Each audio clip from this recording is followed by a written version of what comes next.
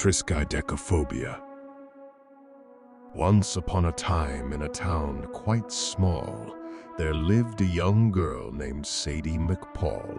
She had a strange fear, quite peculiar and odd, of a number that terrified her. The number was 13. Triskaidekaphobia was the name of her plight, a fear of 13 that filled her with fright. Sadie couldn't bear to see it anywhere, for in her mind it brought despair.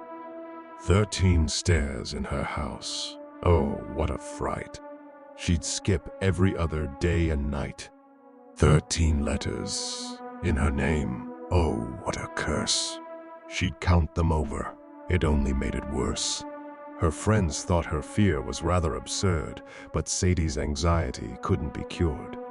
She'd avoid 13 at any cost, and her life became one where happiness was lost. One day, a circus came to town with 13 performers, big and small, all renowned. Sadie watched from afar, hiding in a tree, but the number 13 made her heart ache with glee. She couldn't resist. She had to take a peek. Her curiosity grew. Her fear reached its peak. Sadie wandered closer, her steps filled with dread as the performers danced, twirled, and tumbled overhead. Suddenly, a gust of wind blew through the air. A ladder teetered, and Sadie froze in despair. She watched it wobble.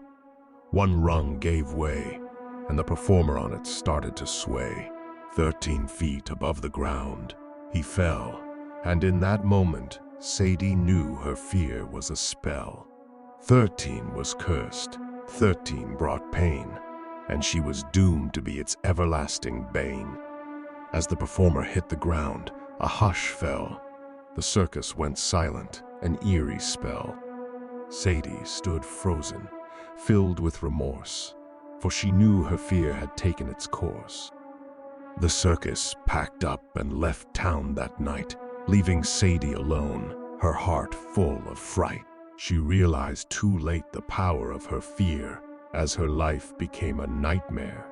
So unclear, 13 years passed, and Sadie remained, a recluse in her home where darkness reigned. Her fear consumed her, swallowed her whole, and her once vibrant spirit grew cold. In the end, Sadie's fear of 13 won. She was found alone, lifeless and done. Her tombstone read, "Here lies a girl whose fear ruled her world, and in darkness she twirled." So, remember, dear friends, as this tale concludes, that fears can consume us like monstrous feud. Face your fears head on. Don't let them hold sway, or you may end up like Sadie, lost in dismay.